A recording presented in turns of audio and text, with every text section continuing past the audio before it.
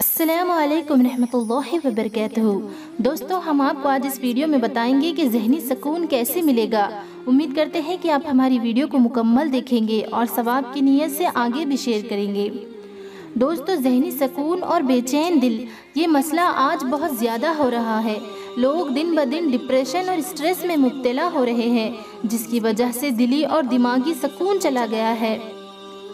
ہم مسلمانوں کے پاس ذہنی اور دلی سکون کا واحد علاج ہے، نماز، تلاوت قرآن اور ذکر الہی۔ یہ وہ راستہ ہے جو دل کو سکون نہ دے، ایسا ہو ہی نہیں سکتا۔ جب بھی دل بے چین ہو، کسی بات کی فکر ہو، تب کثرت سے درود ابراہیمی پڑھا کیجیے، بہت سکون ملے گا۔ سکون کی تلاش میں چاہے ہم کہیں بھی چلے جائیں، کتنی ہی میڈیسن لے لے، سکون مومن کو ذکر الہی سے ملتا ہے۔ ذہنی اور دلی سکون کی قرآنی دعا، الا بذکر اللہ تطمئن القلوب۔ خبردار خبردار، اللہ کی یاد ہی سے دل تسکین پاتا ہے۔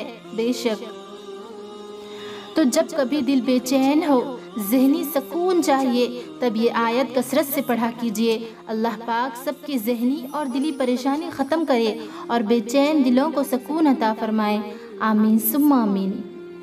اگر پریشان ہونے لگو، دل میں الجھن ہونے لگے، کئی سوالات ہو، جواب تلاشنے ہو، عجیب بے چینی ہو، کسی کشمکش میں مبتلا ہو، تو سنو، کہیں الجھو مت، خود کو سلجھاؤ، اکیلے ہو جاؤ کچھ وقت کے لیے ہی صحیح، اور ڈھونڈو اپنے دل میں سوالوں کے جوابات کو۔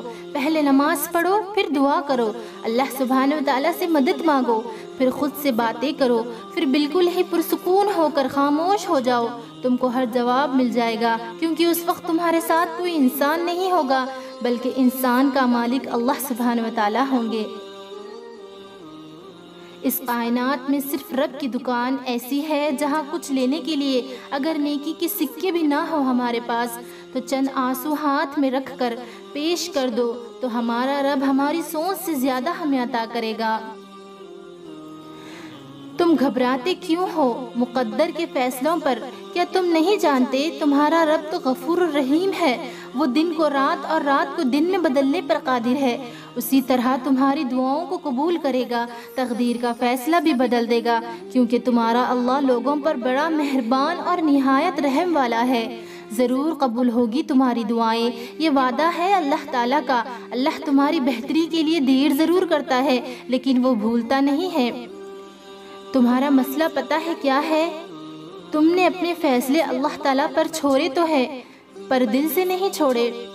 تم اب بھی چاہتے ہو کاش فیصلہ وہی ہو جو تمہاری خواہش ہے۔ یہ کیسا اعتبار بھلا! سمندر کے بیچ کھڑے اس شخص کو اس بات سے کیا غرض، کشتی آر لگے یا پار؟ اسے تو بس یہ یقین ہونا چاہیے کہ میں ڈوب بھی جاؤں تو یہ میرے لیے آر یا پار جانے سے بہتر ہوگا۔ یہی تو اعتبار کا امتحان ہے۔ اللہ سبحانہ و تعالیٰ جتنی محبت اپنے بندوں سے کرتے ہیں، وہ ہمارے گمان سے بھی آگے ہے۔ ہم صرف وہ دیکھتے ہیں جو ظاہری خوبصورت ہے، جبکہ اللہ تعالیٰ وہ بھی جانتے ہیں کہ ہمارے لیے کیا خوبصورت ہے، کیا نہیں ہے۔ یقین کرو، جس دن اس اعتبار سے فیصلہ اللہ پر چھوڑ دو گے نا کہ جو بھی ہوا وہ میرے لیے بہترین ہوگا، اس دن نہ صرف بے چینی ختم ہو جائے گی، بلکہ فیصلہ ہمارے یقین سے زیادہ بہتر ہوگا، کیونکہ اللہ تعالیٰ ساری دنیا اور لوگوں کے دلوں سمیت ان کی سوچ کے رخ تک بدلنے پر قادر ہے۔ کچھ دعاؤں کی وجہ سے ہی اللہ کے قریب ہوتے ہیں، اور دعائیں قبول کروانے کے لیے پوری کوششیں کرتے ہیں کہ اللہ تعالیٰ راضی ہو جائے، ہماری دعائیں قبول ہو جائے۔ لیکن ایسا بھی ہوتا ہے کہ ان دعاؤں کے بدلے ہمیں اللہ مل جاتا ہے، اور جب اللہ مل جاتا ہے تو ہم وہ چیزیں ہی بھول جاتے ہیں جو ہم نے مانگی تھی، لیکن اللہ ان چیزوں کے بدلے ہمیں کچھ اور بہترین دیتا ہے۔ اگر دعاؤں میں وہ چیز نہ بھی ملے تو ایمان کو ایسے رکھو کہ اللہ جو بھی کرے گا بہترین کرتا ہے۔ یقیناً وہ چیز ہمارے لیے بہتر نہیں تھی۔ اللہ کو درخت سے گرنے والے ہر پتے کا علم ہے، کس جگہ سے کون سا پتا گرا ہے۔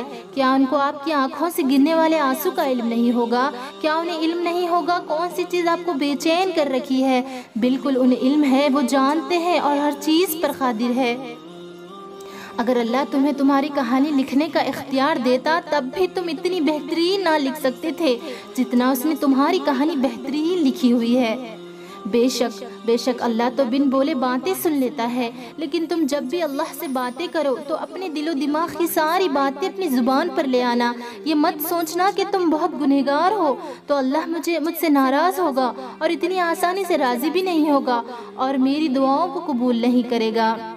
نہیں، اللہ تو کہتا ہے تم اتنے گناہ کرو کہ تمہاری گناہ آسمان کی چھت کو چھو جائے، اور تم تب آدھی زبان سے بھی یہ کہو کہ اے اللہ مجھے معاف کر دے، تو وہ اللہ تمہیں معاف کر دے گا۔ کیا تم پھر بھی دیر کرو گے اللہ تعالیٰ سے معافی مانگنے میں، اس کے سامنے جانے میں؟ جاؤ اور اپنے ٹوٹے ہوئے دل کو اللہ تعالیٰ کے سامنے رکھ دو، اللہ کو وہ سب باتیں بتاؤ جو تمہارا دل توڑتے ہیں، اللہ سے وہ سب مانگو جو تم چاہتے ہو، اللہ سے ہر اس چیز کی شکایت کرو جو تمہیں تکلیف دیتی ہے، پھر وہ اللہ تعالیٰ اپنے ہی طریقے سے سبق سکھائے گا، ان سب کو سبق سکھائے گا، تم سے دور کر دے گا جو تمہیں تکلیف دیتے ہیں، اور ان سب چیزوں سے نواز دے گا جس کے لیے تم نے کبھی ہاتھ بھی نہیں اٹھائے ہوں گے، جس کے ملنے پر اگر تم ساری زندگی بھی سجدے میں گزار دو گے نا، تب بھی اس کا شکر ادا نہیں کر سکو گے۔